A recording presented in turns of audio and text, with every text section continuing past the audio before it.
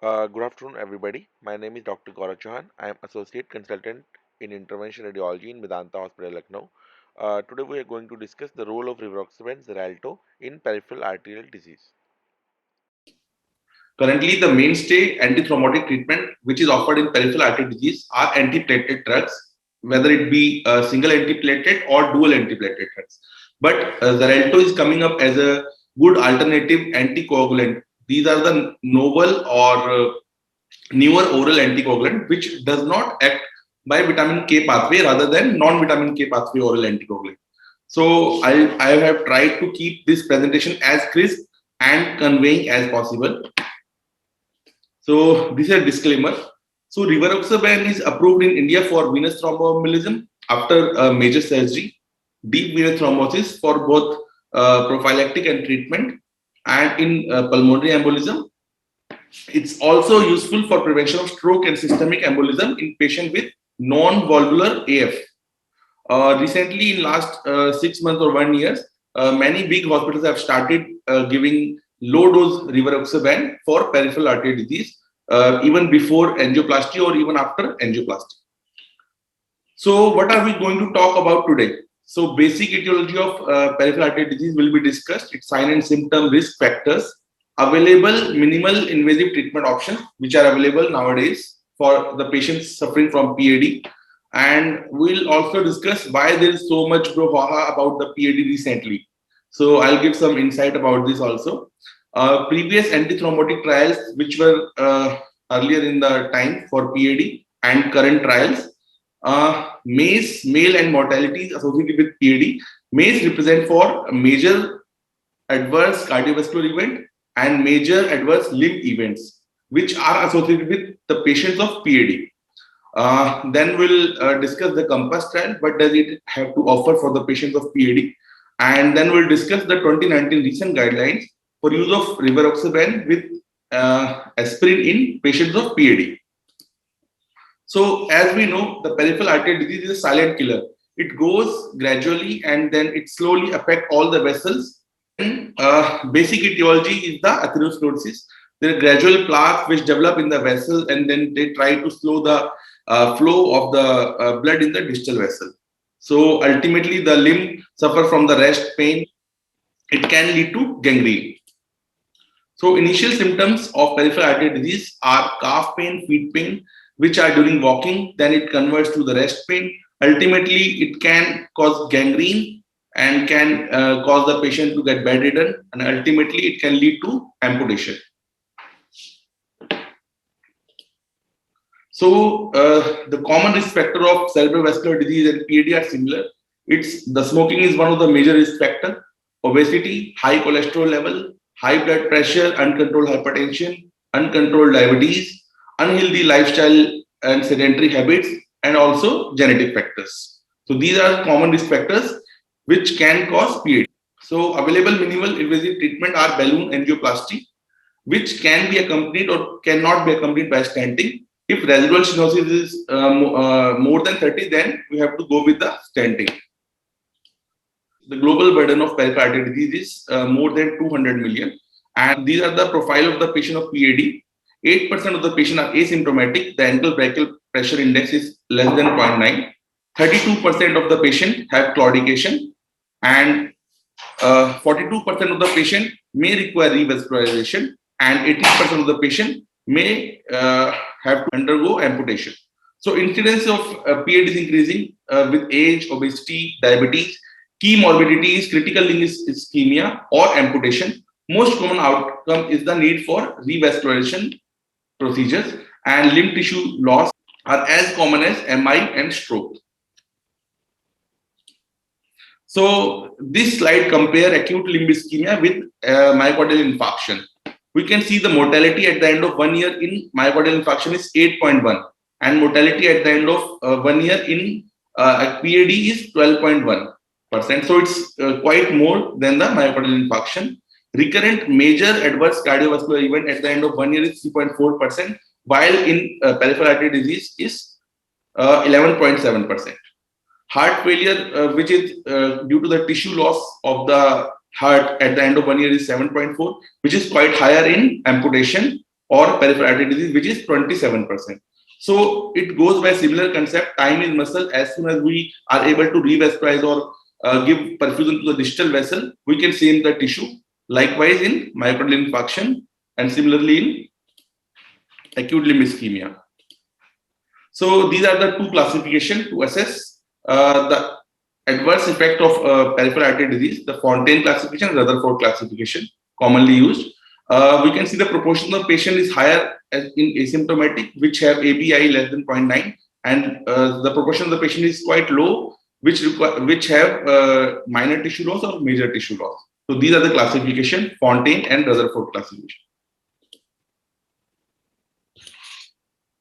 So acute limb ischemia is usually caused by if any native atherosclerotic plaque is disrupted and the thrombus formation over that disrupted plaque, or in situ stent or graft thrombosis in revascularized patient. So this is a REACH category. REACH represent for reduction for atherothrombosis for continuous health in people. It was conducted at least 10 to 12 years ago, and it has included more than 65,000 patients in 44 countries.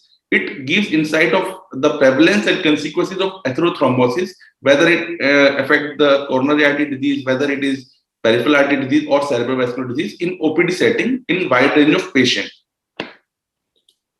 So REACH category give insight that more than 3 in 5 patients with peripheral artery disease has concomitant atherothrombotic disease is also in other vascular territories. So we can see the proportion of PAD is quite small and the proportion of coronary artery disease is quite large. But the concomitant vascular territory which are affected in PAD is 61% as compared to the 24% in coronary artery disease. So atherothrombotic disease does not occur in unison. Rather, it is a gradual and simultaneous process which affect many vascular territories. The majority of the patient with PAD have polyvascular disease, which we have discussed in the previous slide. The polyvascular disease at baseline in REACH category. In coronary artery disease, 24% of the patient have multivascular disease. In cerebrovascular disease, 40% of the patient have found to be suffering from the polyvascular disease. Right? It shows that 61% of the PAD patients have multivascular disease. The highest MACE risk or major adverse cardiovascular event is also associated with the PAD category. We can see the MACE risk in PAD only. Patient has 17%. As opposed to 30% in coronary artery disease and 10% in cerebrovascular disease. So these are the guidelines which recommend antiplatelet drugs like aspirin or clopidogrel in symptomatic peripheral artery disease. In asymptomatic patient, no antiplatelet therapy is recommended. But in symptomatic patient, we can give long-term single antiplatelet therapies. If the patient has underwent a revascularization like percutaneous intervention or surgery, dual antiplatelet therapy is to be started. So these are the various trials which have compared the efficacy of antiplatelet drugs in comparison to other drugs. But none of the trial have shown the better outcome or better MACE criteria or better MALE criteria as compared to the COMPASS trial. So why study rivaroxaban in this current concept when we have available other antiplatelet drugs? So initially there was a trial, WAVE trial, which compared warfarin plus aspirin for peripheral artery disease. It shows decreased MACE events, but it also shows simultaneous increase in the bleeding risk. So it was stopped. Then a few trials started coming up like Atlas trial, which shows promising result with the rivaroxaban. But they were not broad criteria or large trial. So the consideration was not given for these trials. So this is the etiology of the blood clot. Blood clot is formed of platelets and fibrin. There's simultaneous factor like cholesterol deposition, high blood pressure, which can cause endothelial injury, high blood glucose level, which also is a predominant factor for atherosclerotic disease. So there are multifactorial cause which can cause the peripheral artery disease. There are multiple mechanisms. So we have to control each and every aspect of that to stop the clot. So clot is basically form of platelet and fibrin. Platelet formation or platelet clumping is stopped with antiplatelet drugs like clopidogrel and this aspirin. But what about the fibrin? So for fibrin, we have to give some novel anticoagulant drugs. So this slide will give a slight insight into how the platelet works. So whenever there is a tissue injury which activates the platelet, so the platelets get clumped up and formed a loose platelet plug. But this platelet plug is not enough for the clot. It requires fibrin to form a dense clot. So in activated platelet, two receptors get activated, ADP receptor and thromboxane receptor. Thromboxane receptor is stopped with aspirin and ADP receptor is antagonized by clopidogrel. So that's why this is the concept of dual antiplatelet drug in peripheral artery disease or other cerebrovascular neurovascular disease. But in coagulation cascade, we need fibrin to mix up with the platelet to form a clot or thrombus.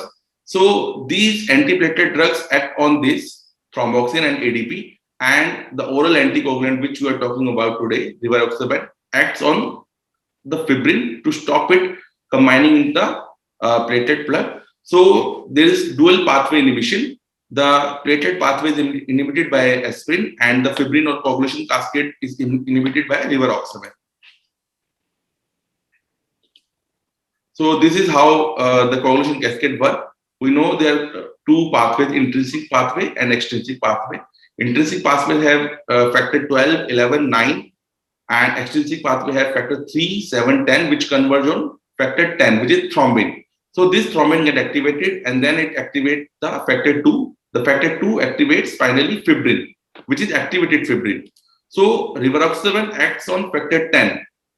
So ultimately, the factor 2 and 1 are not developed and the platelets do not get enough fibrin to form the clot.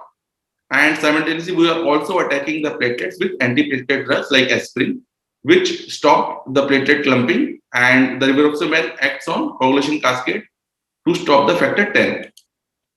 So dual pathway inhibition by stopping the platelets from clumping and by stopping the fibrin from making, we can give a better anticoagulation and antiplatelet or antithrombotic treatment for our patients with peripheral artery disease. Rivaroxaban in the lowest most dose 2.5 mg BD plus aspirin in the lowest dose 150 or 100 mg. They act synergistically and target both the pathways to stop the clot formation. So this is basically dual pathway inhibition. So in acute phase, there is strong platelet aggregation. So in acute phase, we have to give antiplatelets, whether it is single antiplatelet or dual antiplatelet. But as the day or as the time progresses in any event, there is prolonged thrombin generation. So prolonged thrombin generation is stopped by use of Xarelto or rivaroxaban, which attacks the thrombin, protect it from activating, and ultimately we don't get the blood don't get enough fibrin to form the clot. So if we give them simultaneously, they act synergistically to tackle both the situations, both platelet and fibrin. So now we'll discuss some slides about the COMPASS trial. COMPASS abbreviates to cardiovascular outcome in the people using anticoagulation strategies. So basically, COMPASS encompasses the more than 27,000 patients.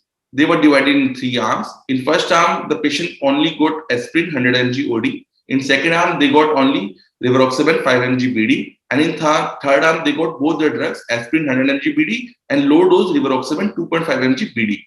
And they were follow up for 23 months. But the trial was stopped even 1 year ahead of the expectation in February 2017 due to overwhelming efficacy in the rivaroxaban arm. So they were the key inclusion criteria. The patient must have underwent previous peripheral artery revascularization, previous limb or foot amputation, intermittent claudications, means low ankle brachial index less than 0.9 or significant peripheral artery stenosis more than 50%, previous carotid revascularization. The COMPASS trial also introduced carotid and they consider it to be the peripheral artery disease, coronary artery disease, and low ankle brachial index. Exclusion criteria were if there is high risk of bleeding, stroke within 1 month, history of hemorrhagic stroke, severe heart failure, decreased renal function, less than 15 ml per minute eGFR, need for dual antiplatelet therapy, and non-aspirin platelet therapy, and indication for anticoagulation therapy. So peripheral artery disease, there were 2 outcomes. Primary cardiovascular outcome was MACE, major adverse cardiovascular outcome, which encompass cardiovascular death, stroke, or myocardial infarction. And composite outcome were primary limb outcome, which included acute limb ischemia, critical limb ischemia, or major amputations. Major adverse limb event we have discussed. Primary safety outcome were major bleeding, which can be fatal bleeding, which can be bleeding into critical organ, surgical site bleeding, or bleeding requiring hospitalization. And net clinical benefit for Xarelto favors the use of low dose Xarelto with aspirin in patients of PAD.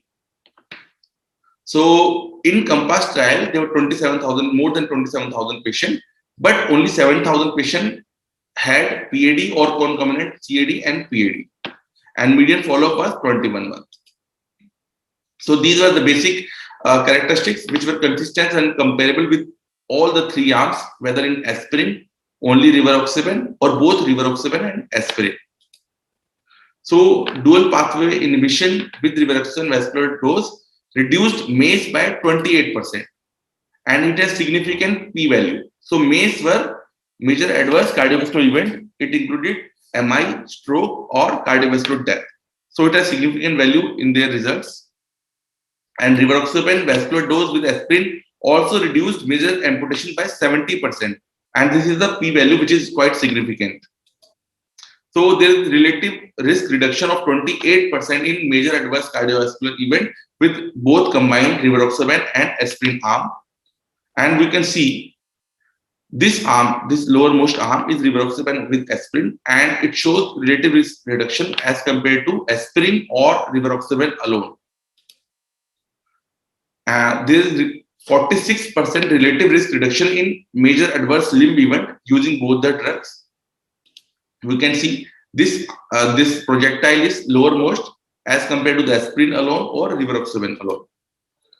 But as expected, if we are using anticoagulant and antiplatelet pathway, they have to have some consequences like bleeding, which is expected. So bleeding risk is increased, but low with rivaroxaban and aspirin alone. However, the fatal bleeding episodes are not increased, but there is increase in major bleeding, which was majority of the bleeding were GIT bleed, which were manageable. So we can see the fatal bleeding, intracranial bleeding, or fatal bleeding into some critical organ were comparable in all the arms, whether in aspirin, rivaroxaban alone, or combination. However, numerically, major bleeding is increased. In 100 patients, there were 3 patients which had major bleeding, but most of them, 90% of them, were GI bleed, which were manageable by the gastromedicine department. And they have used most stringent criteria for the comparison of the bleeding. This COMPASS trial has used modified ISTH, International Society of Thrombosis and Hemostasis, and the stringent criteria included fatal bleeding, symptomatic bleeding in critical area or organ, bleeding into the surgical site which required reoperation, or bleeding which lead to hospitalization. So these were the most stringent criteria which Xarelto trial, which COMPASS trial incorporated in their trial. So, and there was, as we have discussed, the net clinical benefit combines or it take into account both the usefulness and the side effects of the drug. So, net clinical benefit for this combined rivaroxaban and aspirin favors the use of low dose rivaroxaban along with aspirin. So, there was 28% reduction in the risk of composite outcomes as studied by this COMPASS trial. So, these are the outcomes, main outcomes. So rivaroxaban vascular dose 2.5 mg BD plus aspirin reduced the composite endpoint of stroke, MI, CV death by 28%. So we can see here, it is not only tackling the problem of the peripheral artery disease, but simultaneously it is also decreasing the risk of stroke, MI, and cerebrovascular death by 28%. None of the other trials have showed these kind of encouraging results. It decreases major acute limb event by 46%. It decreases major amputations by 70%. Despite an expected numerical increase in the bleeding, the fatal bleeding or critical organ bleeding was not significantly high. However, they were numerically high number, but p-value was not significant. And this dual pathway inhibition, both antiplatelet and anticoagulant tackling of the thrombus or clots in the peripheral artery disease with rivaroxaban and aspirin, represents a major advance in the management of PAD and is only available therapeutic option to reduce both MACE and MALE while using drugs for PAD. So these are the trajectory. If we start rivaroxaban or aspirin both combination earlier, they can reduce chronic limb ischemia by 33%. If the disease is advanced, we can see the efficacy increases. If we start it early, we can see 33% reduction, and it will not lead to progression of the disease. In late, they can prevent up to 70% major amputation in the patient of PAD. So these are few trials. The comparison of clopidogrel with aspirin, ticagrelor versus clopidogrel, and clopidogrel plus aspirin versus aspirin. However, only this trial, COMPASS trial, shows highest MACE reduction or major adverse cardiovascular event reduction, highest acute limb injury or CLI reduction, highest reduction of amputation by 70%, and it was governed by modified ISPH criteria, which was the most stringent criteria for bleeding.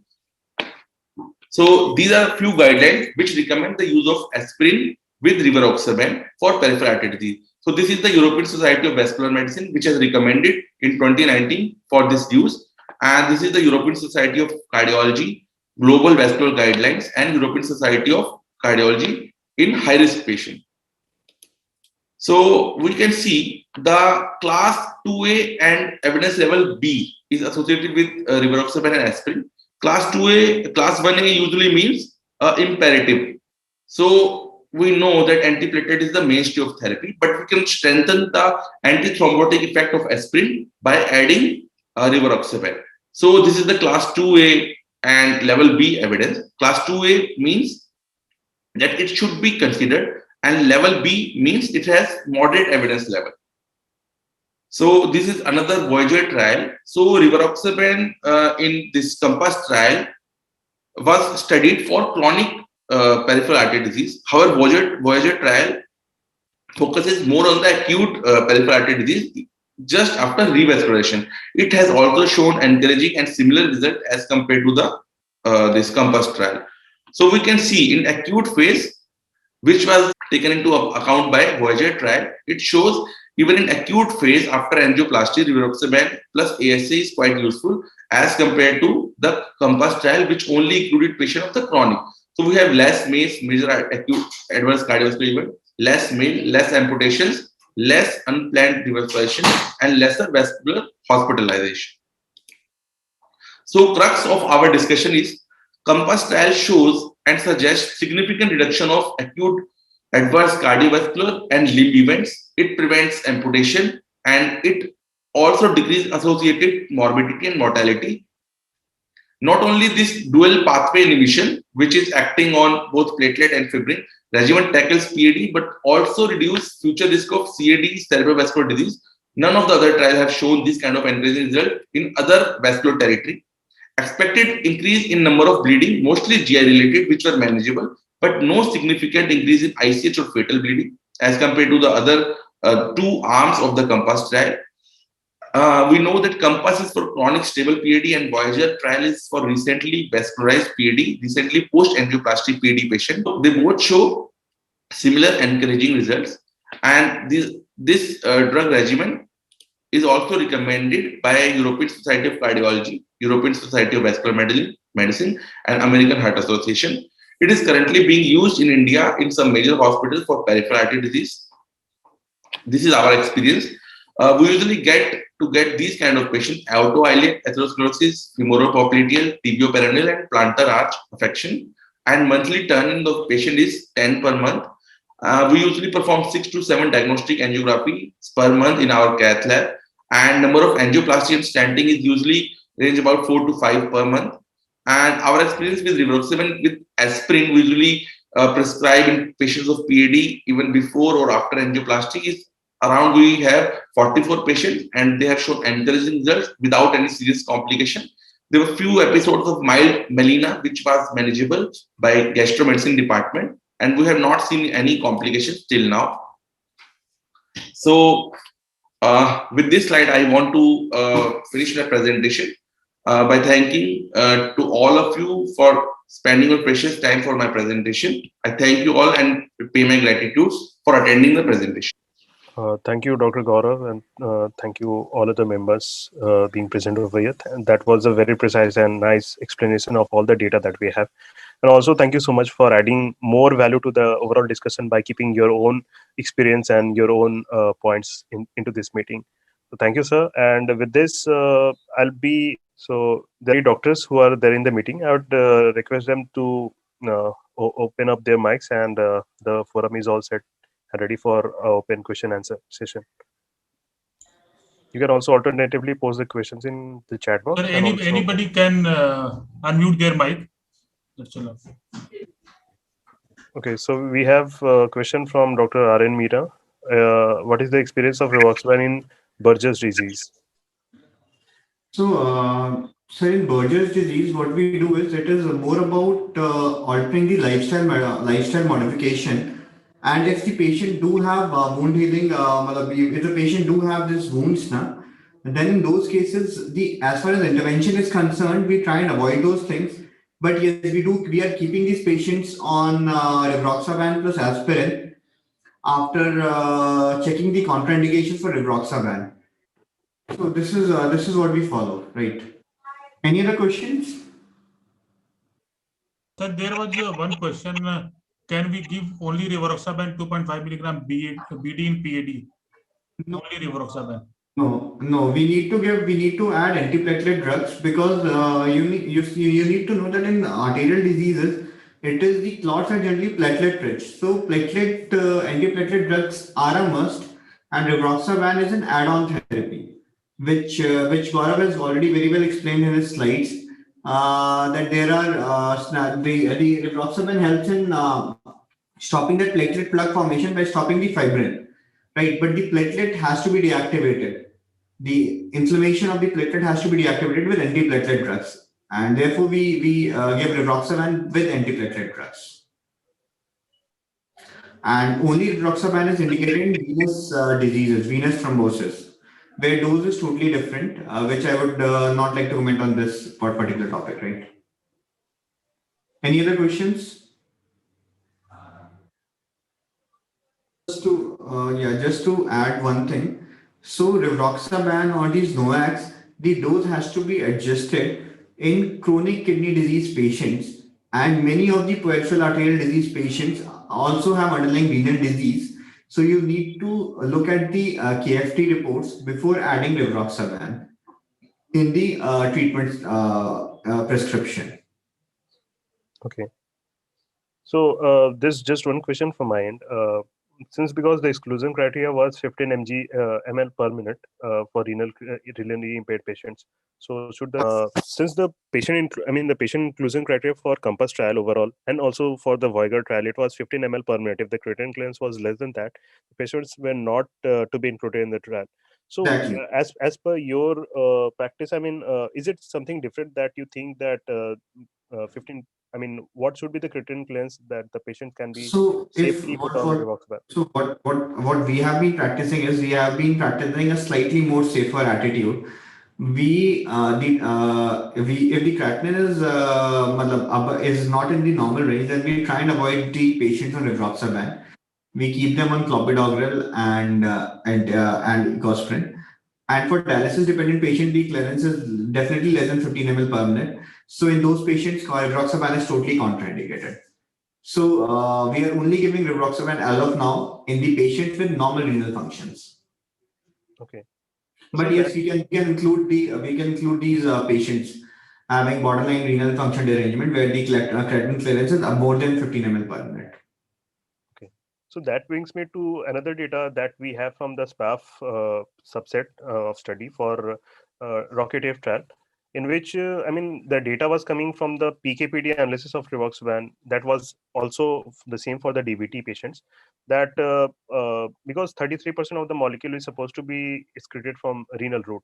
So there's not very much of a change if your patient is having a mild or moderate kind of renal impairment. So even for the SPAF dose, the full anticoagulation dose being 20, it is reduced to 15 ml 15 mg OD. Based on the severity of the renal impairment, up till 15 ml per minute, EHRA guidelines are suggesting rivaroxaban to be given in a dose of 15 mg. So do you think, I mean, a dose as small as 2.5 given with aspirin? Again, Paritosh, I'm not saying that this should not be done. I am saying that we are not practicing it right now. We are trying to avoid these patients because what happens is कि we really don't, we are not ready for any further complications. So only in these patients where we have this renal dysfunction, we are trying and avoid this rituximab. For CKD patients, grade 5 patients, it is totally contraindicated. It is not advisable, and we have not been practicing these patients, right? So if the patient has normal creatinine level, then definitely we are keeping them on rituximab. But the patient with borderline derangement like creatinine 2.5, clearance near at about 30 ml per minute, old age, so we try and avoid these patients giving rituximab. But yes, we can include them. It is not a contraindication. It is not a contraindication. Right, sir. Sir, being a industry person now, I'm not into practice anymore. So just to want to have your idea and your experience, whether do you find any benefit in terms of symptom improvement for these patients who are having PAD? Because that was not definitely the outcome that was predefined in the study, neither in COMPASS nor in the Voyager trial. So what is your take? I mean, do you see symptomatic relief over the period of time? Whether the patient is undergoing intervention or not? Yeah, I would say ki, it's still early to comment on this thing. I think maybe by next 1 year, we'll have a pool of patients where we can compare or where we can see ki how these patients are having different outcome in comparison with clopidogrel and aspirin or aspirin alone. But yes, most of our patients are doing well on rivaroxaban, so I see no reason to stop rivaroxaban in these cases or not to give in new patients. Right, sir. So thank you so much. Is there any question from the audience, or else maybe we can finish the session with your ending comments? Okay. I think there is no more question. Yeah. So requesting you to submit. So being a moderator, you can share the conclusion. So I would like to say only one thing, like prevention is better than cure. So we all should try and maintain the healthy lifestyle. And yes, we can very well add rivaroxaban very safely, and it can be given very safely along with aspirin in these patients, and the outcomes are good. Thank you so much for being a part of our program, and thank you, Dr. Gaurav, for being a speaker. Thank you, Dr. Patel. Thank you very much. Thank you, sir. Thank you very much. Thanks a lot. Thank you, everyone, and have a nice evening. Bye.